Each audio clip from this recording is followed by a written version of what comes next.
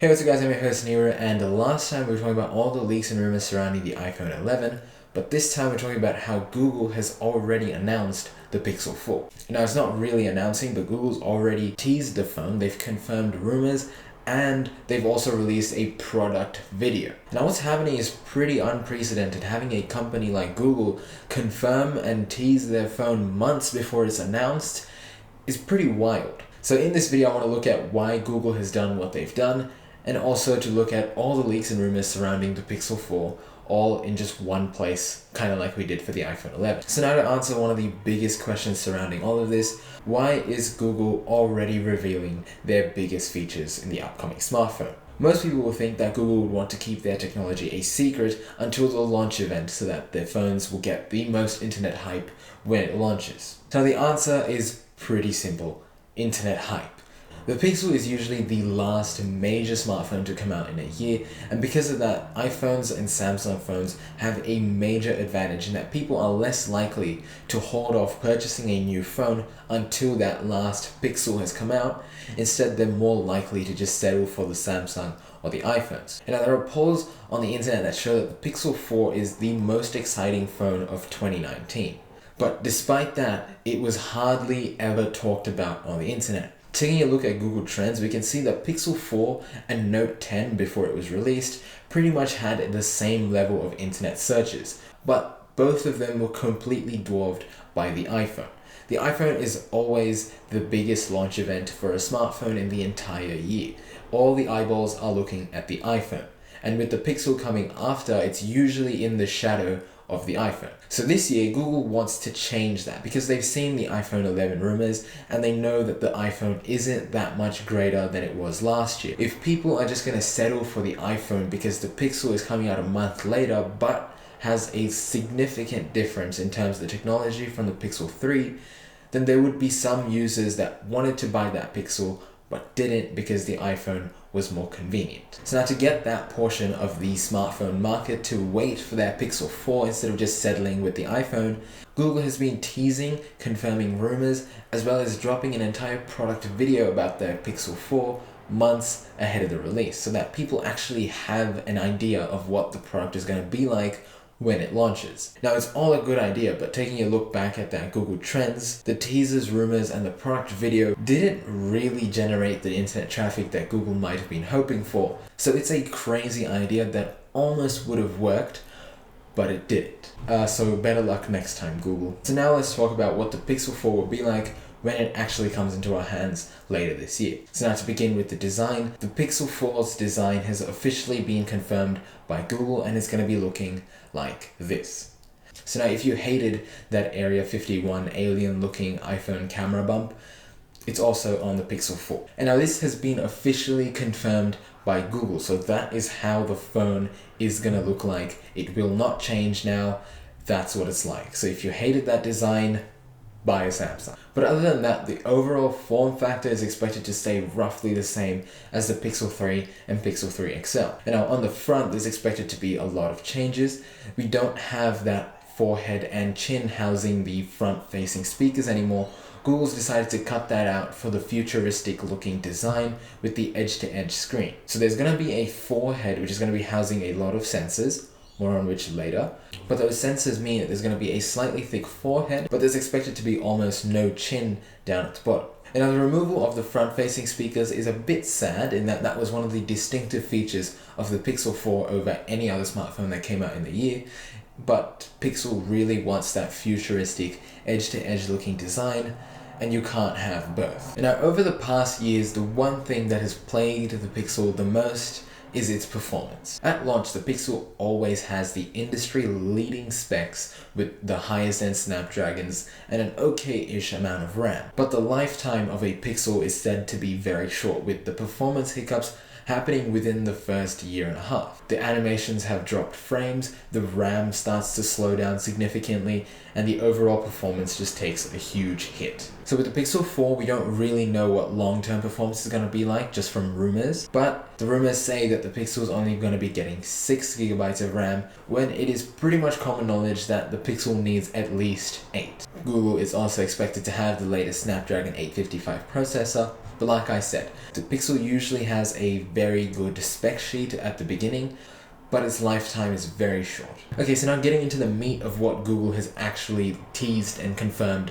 for the Pixel 4. Now taking a look back at the renders from before, we can see that the Pixel 3 is actually not a triple camera setup, it's only a dual camera setup. Even though that iPhone-like camera setup would try to make you believe that there are 3, there's only 2. Now it's still a bump up since the Pixel only had 1 camera before, but taking a look at that camera housing, we can see 2 cameras, a flash. The third is actually a spectral sensor. And now the third spectral sensor used to be there on the Pixel 2 and Pixel 3, but those were only used to reduce light flicker when taking photos and videos. But now the spectral sensor is expected to get a lot more advanced this year and is going to be a more integral part of the photo and video experience on the Pixel 4. And now the second camera that Google's introduced into their phone is actually not a wide angle like the trend is right now. It's a telephoto lens. The Pixel is just a few years behind in terms of its trends in that the telephoto lenses were popular when the iPhone 7 came out. Right now it's wide angle or go home.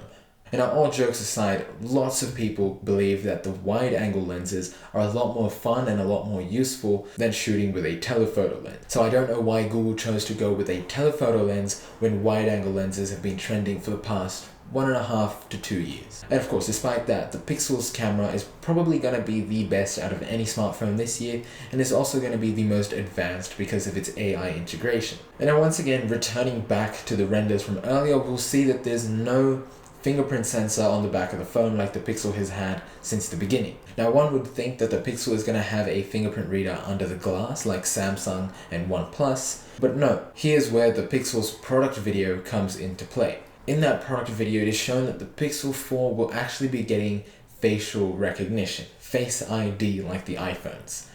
Damn. Now I told you in the iPhone 11 video that I'm all about facial recognition being the future of where smartphones are going to be going. The Pixel also having Face ID in their smartphone is just a cherry on top, and also shows that the Face ID, facial recognition, is the future of where we're going, not under the glass fingerprint readers or just standard fingerprint readers. And now Google has also revealed what the sensors are that's going to be allowing for this facial recognition technology, and it's pretty much the exact same as Face ID on the iPhones. There's going to be an infrared camera, there's a dot projector, and other infrared camera, as well as a flood illuminator. And Google claims that this system is going to outperform Face ID on the iPhone. And now Google was not subtle at all about taking shots towards the iPhone, with saying things like, other phones require you to lift the device all the way up, pose in a certain way, wait for it to unlock, and then swipe to continue to the home screen. And now they were bragging that their phones unlock as you lift it up off the desk. So now I'm all for Google going to Face ID and stuff, but they're kind of exaggerating how good their Face ID is. Now Google says that the facial recognition scan begins as you reach for your phone and lift it up off the table.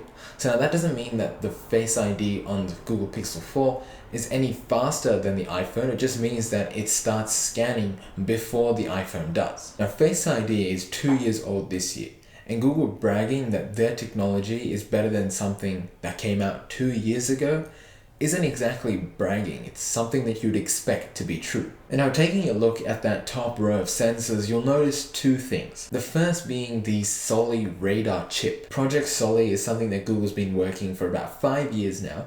They announced it all the way back in 2015 and demoed it in terms of speakers and the ability of controlling them without having to actually touch them. So now Google's adopting this to their Pixel to allow for hands-free gestures and to detect when you reach for your phone to start detecting for Face ID. Now this was demoed in the product video released by Google, showing a person swiping through songs on their Pixel. And of course we can also expect other gestures and shortcuts to be implemented all throughout the UI, but this is not something that's exactly brand new. The LG G8 had a gesture control type thing on their phone, which was really just a gimmick. And now sometimes with the perfect use scenario, that LG G8 would have felt like it was from the future.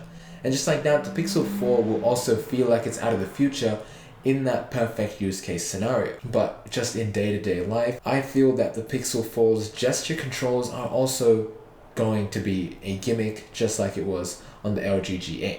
Now I also mentioned that Solly was going to be used to detect your hand reaching for the phone so that it can start scanning your face. That's pretty cool, I'm not going to deny. I actually think that's going to be a lot more useful than just the swipe gesture controls. So overall, the use of Solly is kinda justified because it makes Face ID faster on the Pixel 4s. So I guess I'll let Google off the hook for that one. Now going back to that top row of sensors, we can see that the Pixel 4 no longer has a wide angle selfie camera. Kind of a bummer. Pixel 3 had this huge marketing campaign about the Pixel having a wider lens selfie camera. It's kind of sad that they've removed it for the Pixel 4. Now we're actually not sure if that sensor row shown is for the Pixel 4 or for the Pixel 4 XL. It may be likely that what's shown is the Pixel 4 and the Pixel 4 XL being slightly bigger has enough room for that sensor. And now to begin wrapping up the video, the Pixel also has new colors this year, specifically a new mint color. And now Google usually has very playful names for their colors.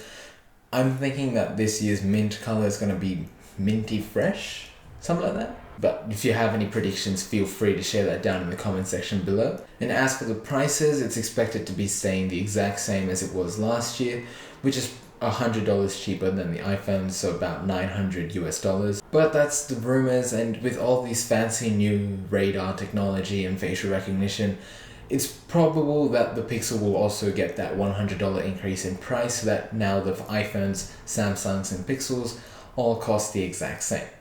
It's likely. And with that, we conclude today's video.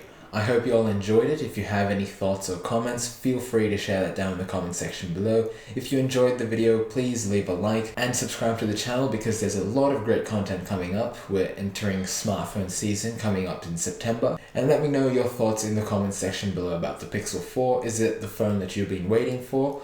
Or are you going to go with something else? Anyway, I'll leave you at that. I hope to join you down in the comment section below. And as always, have a great, great life.